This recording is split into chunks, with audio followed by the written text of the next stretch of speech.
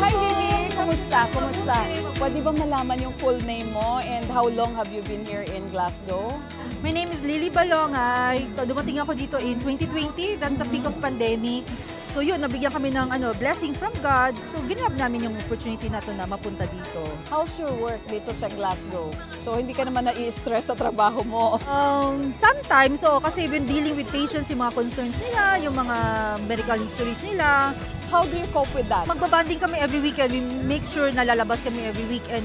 Aside sa work-related stress, yung may malungkot dito, away from family, kasi kami lang. MX3 capsule, ano yung naging effect sa health mo? Nagpa-check ako sa doktor kasi nag-worry ako, may lump ako dito. Pero hindi naman siya nothing serious. So nalaman ng family ko sa Pilipinas, pinadalhan niya ako sa Dubai, which is okay naman, naging okay. So naging ko na siya, yung parang nakasanayan na every time, lalo pag umuwi ako ng Pilipinas, I make sure na may dala. Kasi gusto ko yung husband ko uminom din. Ako yung tao na talagang i-invest more doon sa mga health supplements. MX3, dito ako believe.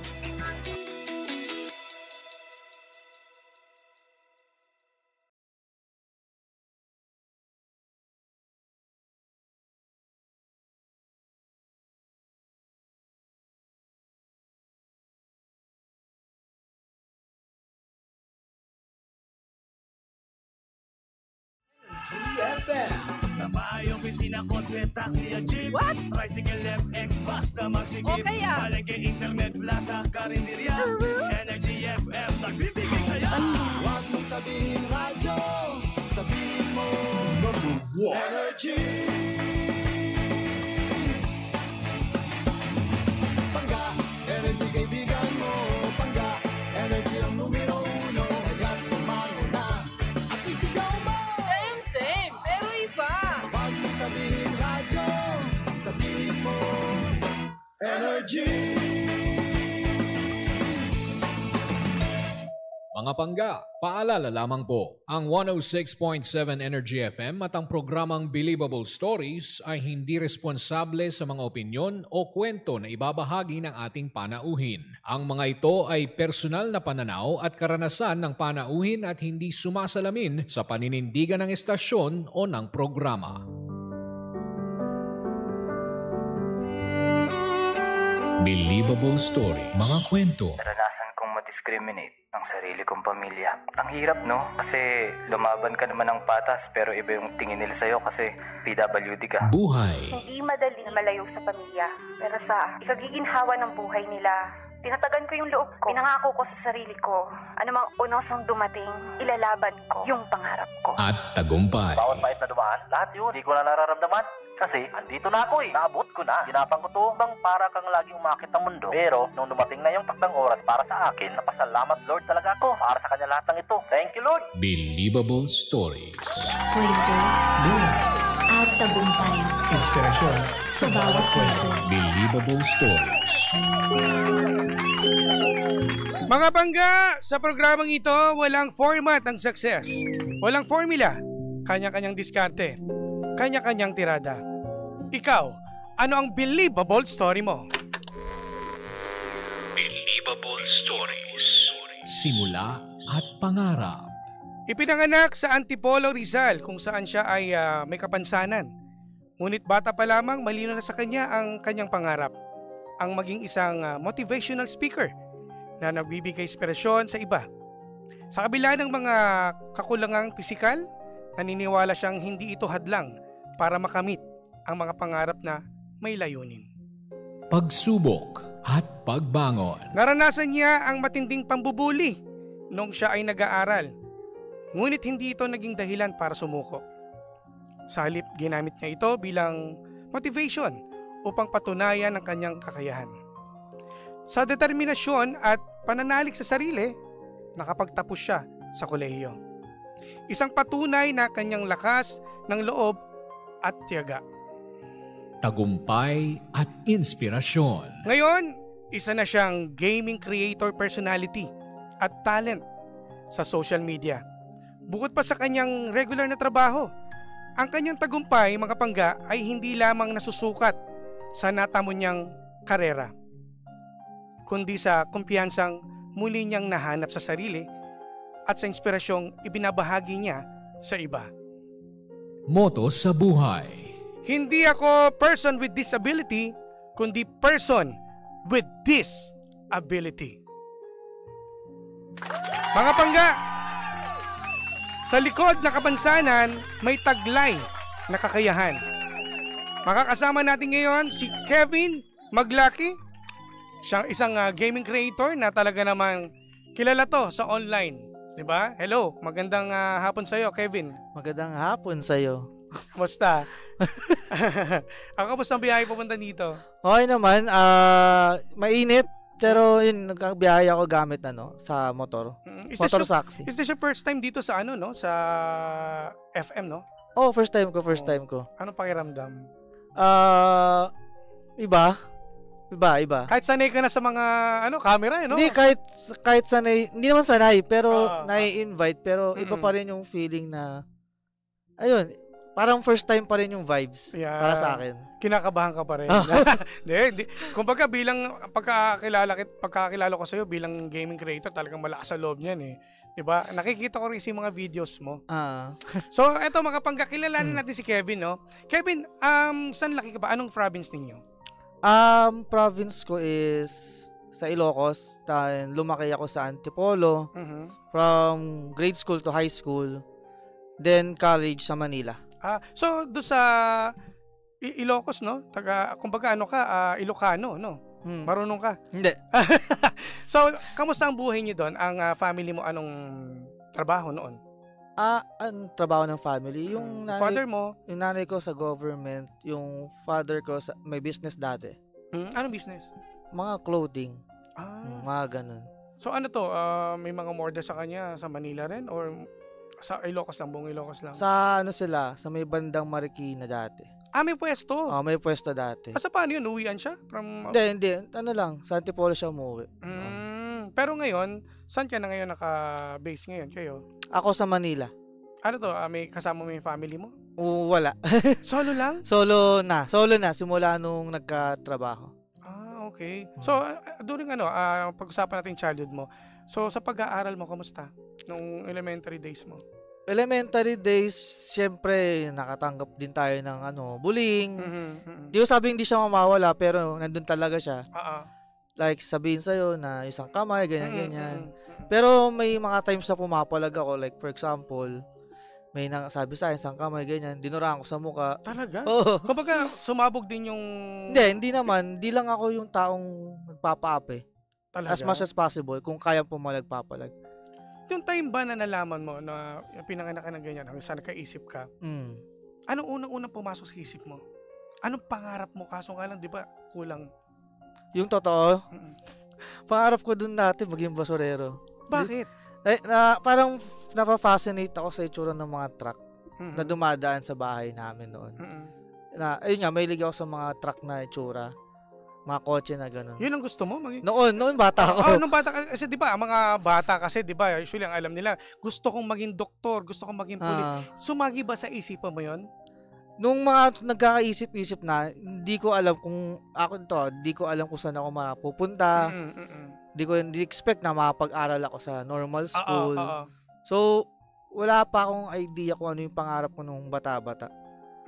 Not until nung umabot ako nung high school, nung college pala, na na-try ko yung mag-public speaking. Pero during elementary days, so gaano katagal yung pambubuli sa'yo? Never ka bang nagsumbong sa parents mo? O bisan dumating ba sa point na puro lang pambubuli, ayaw ko na mag-aral, ganun? Hindi umabot doon nagsumbong ako. Pero tinangkap ko na lang din kasi. Pero yun nga, nawala siya nung mga bandang grade 5 yata yun na sumali ako sa sports fest ng school. Anong sinalihan mo? Basketball. Basketball? Paano, saan ka kumuha ng lakas na loob? Kasi alam mo naman, di ba, isang kamay lang.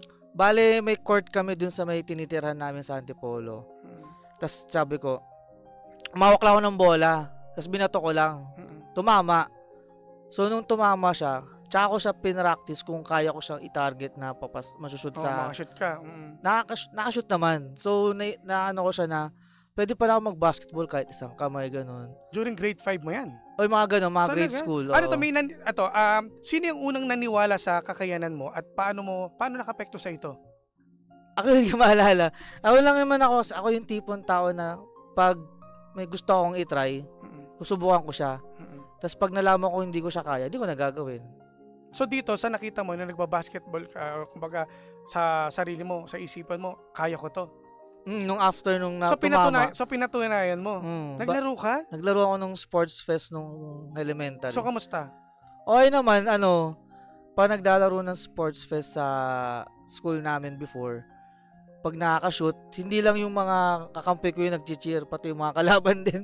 So parang natutuwa sila. Tapos doon ko na-realize na nag-gain ko yung respect nung mga colleagues ko doon, mga kaklase ko, mga schoolmates. So yun, hindi na ako nakakatanggap ng masyado pambubuli. Pero alam mo yung asar na magtotropa na lang. Kung baga may nagbubulong ka pag dumadaan ka, ganyan. Hindi, parang tropa-tropa na lang yung... so kakilala mo? Oo, mga na lang. Ganyan na nangyayari. Pero before dati kasi yun nga, nakakatanggap ka ng bully ng hindi mo kilalang tao, ganun. Tapos after nun parang, yun na, tropahan na... kulitan na lang. No, typical na. Kumbaga hindi ka na nayayamat kasi alam mo naman kilala mo na sila lahat. Pero sa murang edad, paano mo natutunan na yakapin ang iyong pagiging iba sa kanila? Siguro nung dumating ako sa punto na parang dumating ako sa punto na ayoko na, parang gano'n. Ayaw mo na? So anong ibig sabihin mo doon? Yun na yun. Di ko lang pwede banggitin, pero yung term na tatapusin mo na yung buhay mo. Oo, parang ganun. Na-realize ko siya na nung andun na ako sa peak na yon, sabi ko sarili ko, kung gawin ko to, paano yung mga maiiwan kong mga tao? Mahal sa buhay. Hindi nila alam kung ano yung pinagdaanan ko. Habang buhay nilang madadala yun. Doon ko na-realize na itong kalagayan ko, gawin ko na lang siyang motivation. Hindi lang para sa sarili ko, para din sa mga tao, mga kasalamuha ko. Gaano ka ka-open sa family mo? Kasi, di ba, dapat silang kakampi mo eh. Hindi ka ba nagsasabi sa kanila during that time na parang gulong-gulo na isipan mo? Hindi ako nag-open up talaga. Bakit? Siguro nasanay lang ako ng kinikimkim. May kapatid ka? Meron. Sa kapatid mo? Hindi kasi ako yung lumaki na may kasama lagi. So, parang lahat ng mga nangyayari nung elementary, high school, tuloy lang, parang ginagano ko lang. Talaga? Pero yun nga, hindi naman nung mga bandang high school, may mga kaibigan naman ako nakasama. So yung mga problema na gano'n na kakalimutan ko, parang kunyari, uwi ako ng late sa school ng 8 p.m. Kasama yung mga kaibigan ko, nakatambay lang kami, food trip. Pero never kang napabarkada sa mga, alam mo na, yung mga... Meron ako mga barkada gano'n, pero nasa sayo naman yung kung magpapa-influensya ka.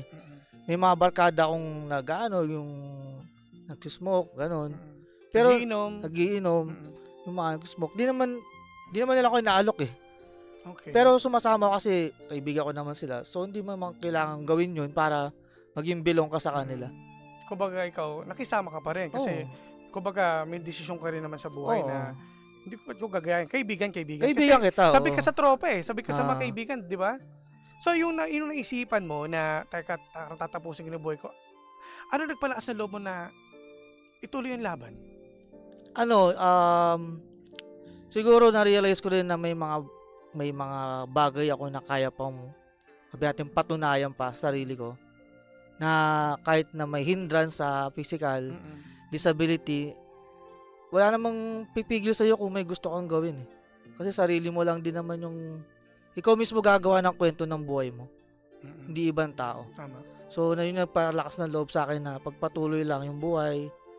May times na umaabot pa rin ng ganun konti, minsan, pag sobrang nababurnout, na papagod, mga bagay-bagay na naiisip. Pero, doon pa rin ako nakafocus na, kunyari, may nagawa akong achievement, kaya ko pa siyang higitan. So, parang, kunyari nakapag-graduate ako, ay gusto ko magkatrabaho. So, gusto ko magkatrabaho. Magkakatrabaho ako. Parang inahigitan ko yung mga na-achievement na bagay. So, during high school days, wala ka naman bang bad experience din sa mga classmates mo or sa mga nakakita sa campus?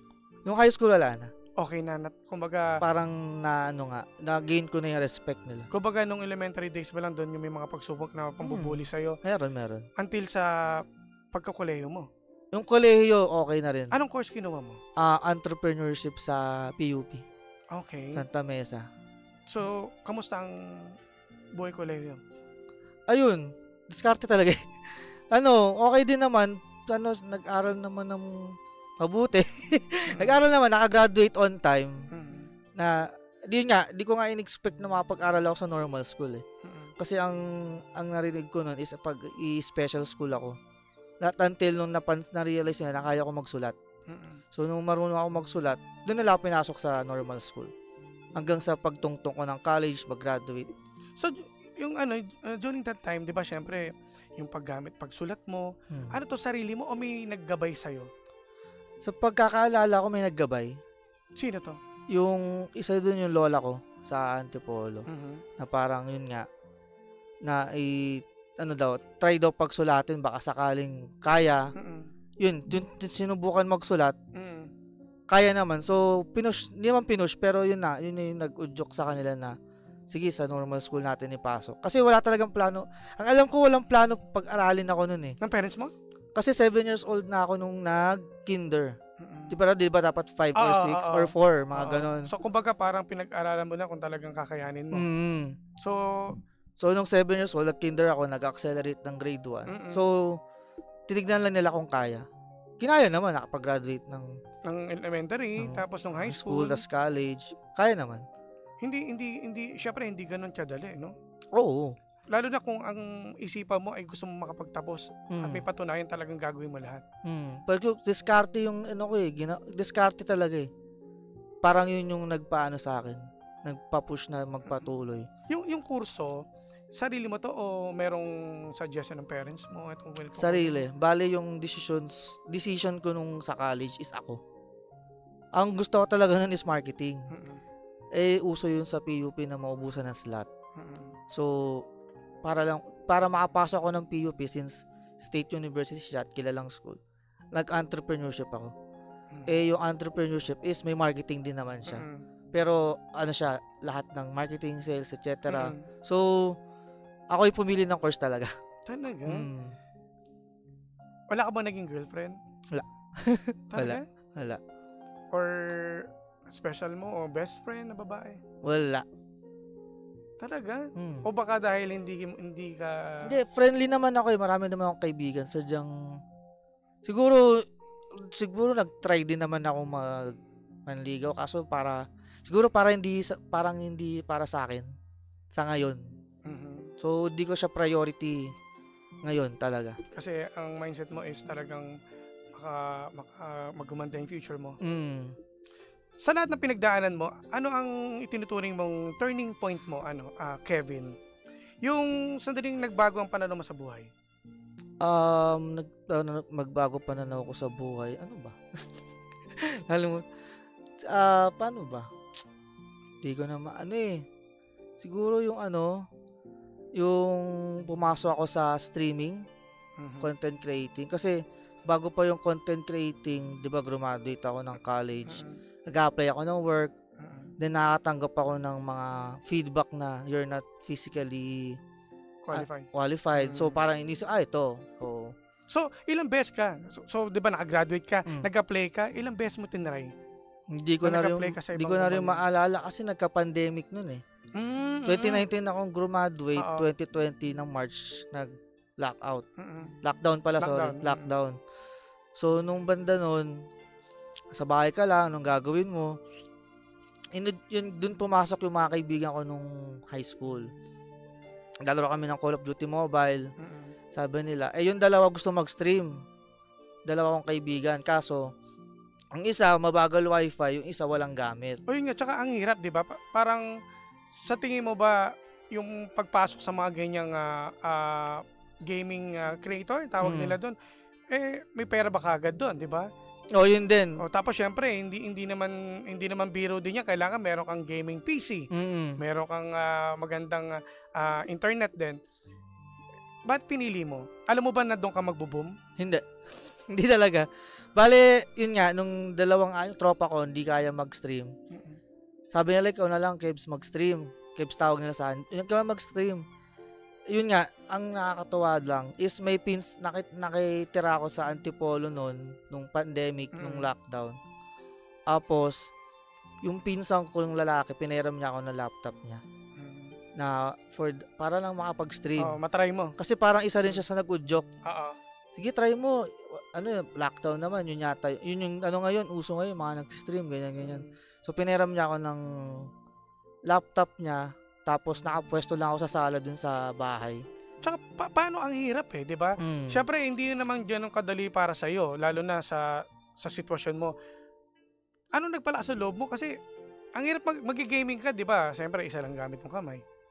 Kasi, bago pa ako mag-gaming, bago pa dumating streaming, nag-gaming talaga ako. Like, naglalaro na ako sa console, sa PC, mga Dota 2. Talaga? So, nasanay ka na rin talaga? Naglalaro na ako before. So, hanggang sa dumating yung pandemic streaming, then nagkaroon ng game na Call of Duty Mobile. So, mga ka-mobile games nga ako. Then, dumating din sa point na sinukuhan ko rin yun. Kasi, di ba? Wala akong nararating O, tsaka paano yun? Di ba? Sa tingin mo ba, yung number of followers mo o yung viewers mo that time sa tingin mo suportado sa'yo o dahil naaawa sa'yo? Hindi, wala akong viewers nun. Wala? Nag-try lang ako. Suro mga kaibigan lang. Mga tropa-tropa na. Kung sila rin din. Sila din nanonood. Which is nakakatuwa naman kasi ramdam mo yung support. Pero yung kita kasi siyempre hindi naman ganun. Hindi ko pa iniisip yung kita nun. Siguro yung... Gusto mo lang mag-enjoy. Oo, yun lang yung mindset ko sa mag-enjoy, makipaglaro sa kaibigan, mga kaibigan ko. Kung magkakaroon ng bagong kaibigan, ganyan. So yung mga bandang 2020 August, kasi May ako nagsimula, mga 2020 ng August, medyo nawawalan na ako ng gana. Kasi wala narating Hindi ako yung parang paangat, parang ganito Wala lang. Nasa level ka lang. Oo.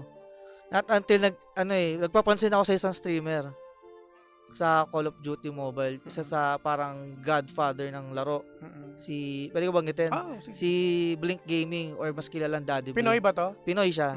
Na nag-work before sa ibang bansa.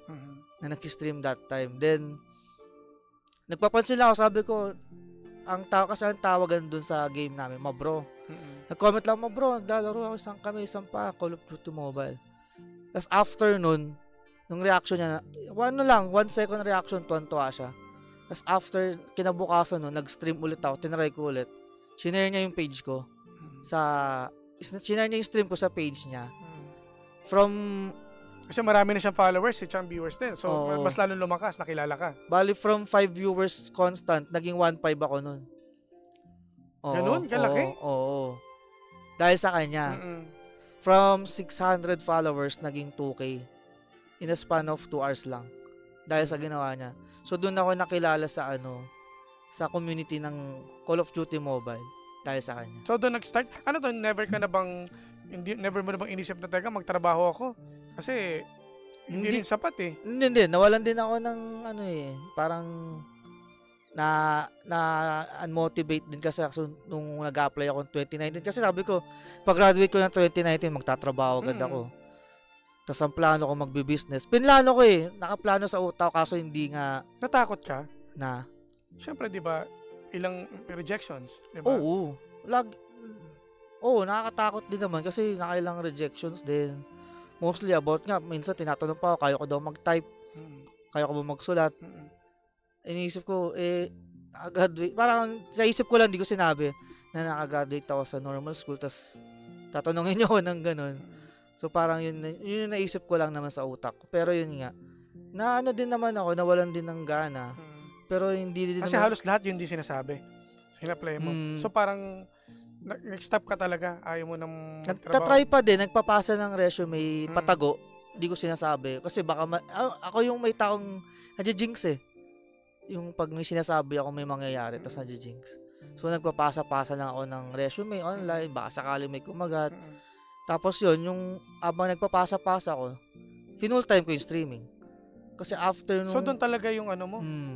Kumbaga doon ka na yung time na yun na medyo tumataas na yung mga followers and viewers mo. May na siya, may nakukuha na akong income nun. Nakabili ako ng mga second hand parts ng PC. Bale, kontento ka na doon? Nung time na yon. O yun yung ano eh, parang naging panimula ko eh. Parang imbis na nung May 2020 yung start, parang nag-start nung journey ko noong October 2020. Na nakabili akong second-hand PCs, mga gamit. Tapos, yun, bigla ako lumipat sa Manila nun. Nagpaalam ka sa parents mo? Hindi, ang kasama ko nun, mga relatives, mga tito, tita, mga anak nila. So, alam din na sasama ka, luluwas ka na Manila? Nagsabi na rin ako na magpapasundo na ako sa Manila, dun sa mom ko. Kasi yung mom ko nakatira sa Manila nun. Sabi ko, uuwi na ako Manila, ganyan. Tapos yun, doon na ako nagsimula mag-streaming sa Manila. Nagtuloy-tuloy. Nagkaroon ako ng income din nun, pero yun nga, simula nung tumungtong ako ng February 2021, na-demonetize naman yung page ko. Dahil may mga violations? Hindi ko rin alam kung may violations eh. Pero may topak si si Facebook dati. So anong ginawa mo simula nun? Titigil yung... Nagtuloy-tuloy pa rin ako. Baka sakaling tumaas yung numbers kahit na wala akong income monthly. Tagal din dun, 6 months. Naubos din ipon ko nun. Dahil? Wala akong income 6 months. Plus ako yung nagbabayad, mga binabayaran akong bills. Mga ganun. Ano pa nagpalakas ang loob mo para ituloy mo pa? Hanggat nabubuhay, subukan lang. Kahit wala ka ng pera mo? Nandun naman yung mom ko nakasupport sa Sa gusto mo? I mean, pag may kailangan ako, pagkain, ganyan. Naka-ready naman eh. Yun naman ang pag pagkain, nandyan naman yung mom ko naka-ready. Nakasangga sa likod, parang gano'n. So, gano'n tumagal yun, yung pag-stream mo? Umabot ba ng, natapos na yung pandemya, tuloy-tuloy pa rin? Umabot ako na 2025 din. Hanggang ngayon? Pero nag-monetize din siya after 6 months na demonetize. Tapos after, siguro, few years din, na-demonetize ulit. Tapos bumalik ulit. Tapos ngayon, demonetize ako. So, up and down ako up and down eh. Hindi ako yung consistent na up lang. So, hindi ka na nag-push ulit para mag-apply? Talagang dapat may stable ka ng trabaho? Hindi, nag-apply pa rin naman ako, patago. Hanggang saan ka na, kumbaga, dumating na yung pagkakataon na may tumanggap sa'yo? Nung this year lang. Yung 2025 na? Anong trabaho ito? Sa marketing ng Century Park Hotel. So, syempre, sa dami mo ng pinasa, di ba? Nung wala pa yata pandemic na o pandemic na, first lockdown na, medyo nawawalan ka na ng kumpiyansa. Ano sa tingin mo bakit siya tinanggap nila?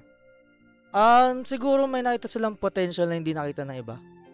Na despite na may kapansanan yung tao, nakita nila, ay, may kaya nito. Bigyan na natin ng chance. Yun yung na-feel ko. So, yun, bigyan naman ng chance. At sa mga base na naririnig ko sa work, ang ganda daw ng feedback. So, nakakatawa lang. So, gaano ka nakatagal ngayon sa trabaho? 4 months pa lang ako. 4 months? Okay naman at yung pakikisama ng mga kasama mo doon sa trabaho. Parang lang, na siguro, nung mga few weeks, nag-adjust. Kasi may mahihain talaga ako, hindi lang halata. Pero yun nga, nakapag-adjust. Hanggang sa komportable na. Naka-work na ako maayos, nakakilos, ganun. Yung mga di ko alam dati, natutunan ko lang din doon. So, nakakatawa na may ginagawa na ako sa araw-araw. Imbis na dati, pagising ko, stream, edit, kain, tulog, stream, edit. Yun lang yung routine mo, no? Ngayon, pasok, ganun, work. May iba-ibang ginagawa sa work, may bagong inaaral, bagong natututunan. So, sa trabaho mo, nakakaipon ka na ngayon? Sa ngayon, ini-enjoy ko pa lang. Ini-enjoy ko yung mga nakukuha ko sa sahod. Na siguro yung mga dati na pecha de peligro nung streaming nun, kahit piso, sinusave ko talaga. Like, kasi pag streaming, di ka sure kung sasahod ka eh. Di ka talaga sure eh. Isipin mo like, bayaran na ng ganito, ng wifi. Saan nakukuha ng pambayad, gano'n. Pero hindi ako dumating sa punto na utang ako ng malaki. Siguro parang nandiyan, may dumarating talagang blessing na hindi ko Hindi mo na-expect. Oo. Like, suko na ako sa isang bagay. Kinabukasan may blessing eh. Hindi ko alam kung bakit. So, ito ngayon, di ba nag-stream ka, tapos may trabaho ka, solo na to, may ka na, nag-solo ka na ng tirahan. May kasama ka pa rin. naka-solo na ako kasi yung mom ko nalipat sa ibang branch sa Laguna. So, from every 2 weeks, every 2 weeks, bumibisita siya. Stay siya ng 2 to 3 days. Nangupahan ka o sariling... Condo niya yung tinitira ko. So at least kumbaga wala kang binabayaran ng upa kasi sa parents mo yan. Pero ang binabayaran ko, wifi, tubig, kuryente, pagkain, lahat. Ako na bahala. Since na influencer ka, di ba, nagtatrabaho ka, syempre nag-live streaming ka, hindi mawala yung mga basher eh. Oo. So paano mo kinarap to? Ano yung mga binabasher? Mostly isang kamay. Na ganun. Pero, nasanay na ako eh. Kasi nakita ko, nagluluto ka eh. Diba? Bale, nasanay na ako sa na ganung panlalait. Kasi nga, way back nga nung mga bandang high school, diba, nabanggit ko na ay pag-asaran na ako sa mga kaibigan ko. Doon ako na-immune. Kumbaga, sanay ka na. Okay, isang kamay. Tapos, yun na ba yung katapusan ng buhay ko? Parang ganun yung naisip ko. So parang wala na. Wala ka nang kiber sa kanila. Sabi niya isang kamay. Tapos, parang ganun na lang yan. Ganun kasi ako sa stream, parang, alam mo yung nilalaro ko yung marunong ka na eh. Marunong na ako sumagot. Alam mo na yung strategy ng mga ganyan eh. No? Kasi hanggang type lang naman sila eh. Sabagay. Pero pag nakita mo in person, hindi naman, basta yun, hanggang type lang naman sila. So parang sanay lang talaga. Kevin, paano mo gustong baguhin ang pananaw ng iba pagdating sa mga taong may kamansanan? Sabihin natin, tao din sila. Kasi pag tinitignan, ako, nakaka-experience pa rin naman ako araw-araw na dalakad ako sa public, titignan ako ng tao, isang kamay, ganyan. Pero hindi nila naisip na yung may kapansanan yung tao na yun, may nararamdaman din. Hindi naman sila yung mga taong yung mga taong hindi maramdamin. Siyempre, kunyari, ikaw, sabi akong pangit. Siyempre, di mo iisipin mo pa rin yun kahit pag-uwi. Pangit ba ako? Parang ganun. So, parang kami, sabi, isang kamay. Parang ganun. Parang napapaisip pa rin ako na, parang na tao din kami na nakakaramdam din. Nasaktan din, pero hindi naman namin kailangan iparamdam sa inyo. Ano dapat ang magpalakas sa loob? Ako kasi nagpalakas din sa loob ko yung tiwala sa sarili. Hindi siya nawala. Minsan nababawasan pero madalas sa dadagdagan. Mas nananaig yung tiwala ko sa sarili ko na kaya. Ngayon na isa ka ng gaming creator, motivational speaker, nandun na sa lahat, no? Ano pakiramdam na natutupad na unti-unti yung pangarap mo? Kakatuwa kasi yun nga, hindi ko naman expect na magiging gaming creator ako from the start. Hindi ko rin expect na ngayon lang ako magkakatrabaho ngayong taon. Pero sobrang nakakatuwa sa feeling na may mga bagay na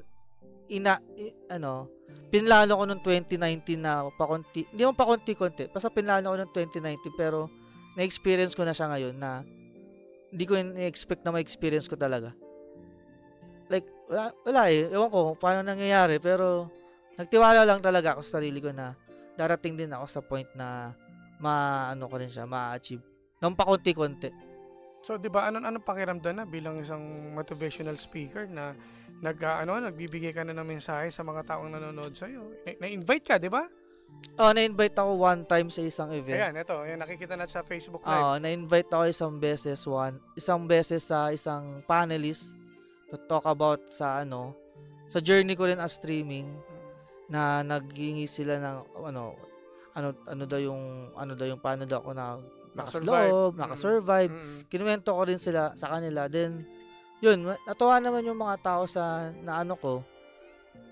na-share ko sa kanila dun sa sa event na yun. Tsaka may mga kapwa ko na creators na may kapansanan din na lumalapit na paano mo nagagawa ganyan. Sinasabi ko rin sa kanila. Like si Emerson, yan. Kwentuhan ko rin siya. Totoo. First time namin magkwentuhan sa event. Tapos, yun, kwentuhan lang. Tatanong siya, bibigyan ko siya ng konting advice, kung gusto niya na advice, kung baka, mga ganun. So, nakasarap sa feeling na nakapagbigay ka ng kwento at inspirasyon sa kapwa mong may kapansanan. Kevin, sumagi ba sa isipan mo nung simula itong dumating sa buhay mo na may kapansanan ka, nagalit ka ba sa Diyos? Oo naman. Di ko din yun, oo. Pinagdudahan ko din siya. Pero yun nga, nagtiwala din naman talaga ako. Na darating din yung araw ko. Parang ganun. Yun. Hindi ka sumuko. Hmm. So ano naman ang mga mensahe mo sa gusto mong may parating sa mga manonood mo, sa mga followers mo? Ang lagi kong mensahe sa mga followers ko, sa mga nanonood, huwag kayong mawala ng pag-asa kasi darating at darating din yan. Kung hindi man ngayong araw, malay nyo bukas, malay nyo the next few months, few years. Kasi sa akin, ang tagal eh. 2019 ako graduate, 2025 ako nagkatrabaho. Tapos, yung buong streaming career ko, taas-baba eh. Hindi siya yung consistent na taas eh. Up and down talaga ako. So, nagtiwala lang din talaga ako. Hindi rin ako sumuko. Until now, pakunti-kunti pa bumabalik sa streaming habang tatrabaho. Sinusubukan ko kung kaya kong pagsabayin. Ang hirap, no? Paano diskarte na binabalanse mo? Kasi syempre, iba yung workload sa, di ba, sa trabaho mo, iba yung sa pag-stream, di ba? Siguro ang gagawin kong dyan is, pag hindi sobrang pagod, tatry kong mag-stream ng gabi pag uwi. Pero pag pagod, itutulog ko na lang. So, okay na itulog mo kaysa ipilit mo yung bagay na mas mapapagod ka lalo. Mas okay magpahinga na lang. Parang ganun. From time to time, kailangan din natin magpahinga. Yun. Pero yun nga.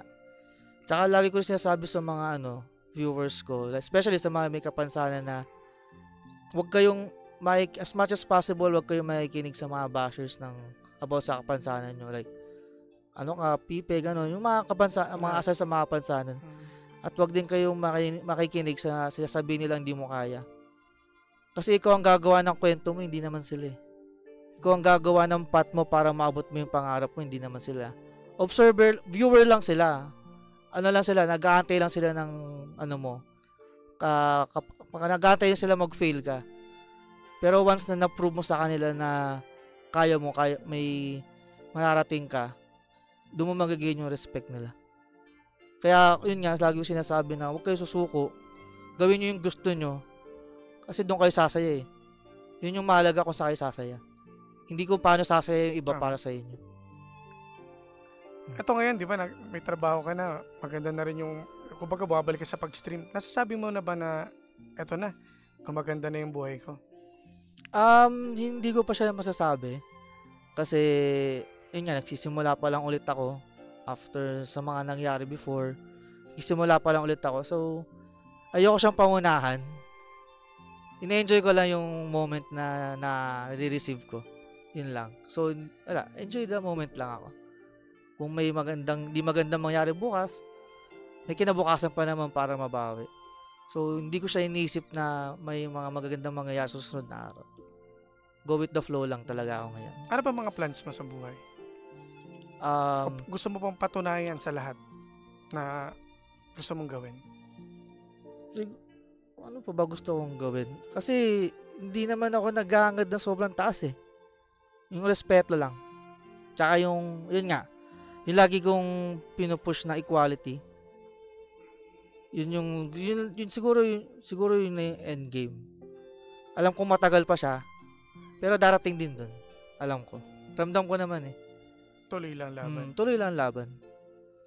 Kung may batang tulad mo noon na nakikinig o nanonood sa ating Facebook Live, anong gusto mong sabihin sa kanya? Kung maisipan man niyang may gawin sa sarili, wag. Kasi, kung hindi mo pa araw ngayon, hindi mo pa araw na, kung wala ka pang, paano ba yun? Hindi ko maano yung, pero, basta, kung hindi mo pa araw ngayon, like, nawawala ka na ng gana, huwag ka susuko. Yun nga, lagi ko sinasabi na, habang may buhay, may pag-asa. So, tuloy-tuloy lang. Ano sabi sa'yo nung lola mo? Nung nakita niya na, ang lola mo ba ay nandun pa rin sa Antipolo? Sa Rizal? Wala na po. Matagal na po siyang namatay. Bali, siya, wala akong idea sa nangyari nung part na yun. So, hindi kinuwento lang sa akin. Bakit? Hindi ko siya maalala talaga. Pero parang, alam mo yung pag kinuwento sa'yo na visualize mo na nangyari siya. So, hindi niya nabutan yung mga nangyari sa'yo ngayong maganda? Hindi na. Bala na yata ako mga 5 or 6, mga ganun. Ano mensahe mo sa lola mo na siya ang nagturo sa'yo, magsulat, pambata ka? Ayun, hindi ako. Thank you. Yun. Siyempre, yun lang. Go ahead, sige. Anong mensahe mo sa kanya? Kasi ngayon nakikita niya lahat ng sakripisyo. Hindi ako. Hindi, lang. Sige. Thank you lang, yun lang. Wala na masabi. Kasi I think proud siya sa'yo. Nakita mo naman yung naakala nila wala nang pag-asa, di ba? At ikaw rin mismo sa sarili mo na hanggang saan ka dadali ng tadhana. Pero ngayon, look at you now, isa ka ng empleyado, regular, gaming creator.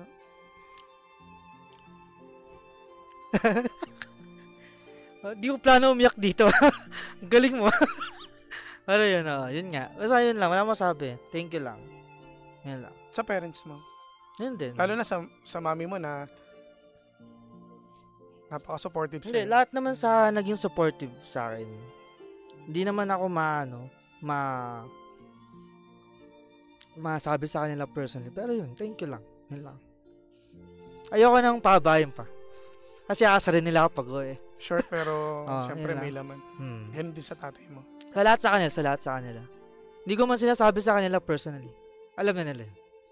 Hindi kasi ako masalita. Saan nagtiwala sa'yo? Yung sa streaming, mga kaibigan, yung nagpalakas ng followers mo at viewers mo, ano mensahe mo sa kanya? Yun, lagi naman ako thankful pag nagkikita kami. Tsaka lagi kong binabanggit yung mga tumulong din sa akin. Lalo na yung tumutulong din ngayon na wala ako dito kung walang tumulong eh. Walang one hand. Walang one hand gaming kung walang tumulong.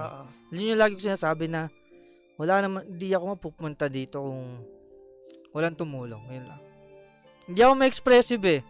Kasi di ko siya naging porte. Pero more pinaparamdam mo naman, personal. Sana. Sana nararamdaman nila. May mga tao talagang gano'n, no, na hindi masalita pero siguro kasama mo napaparamdam mo eh. Siguro lumaki kasi ako mag-isa, mostly. Hindi alam na iba yun. Paano natataka ng mga tao? Strong ka eh. Paano natataka yung mga tao na paano nagagawa yan, ganyan. Paano?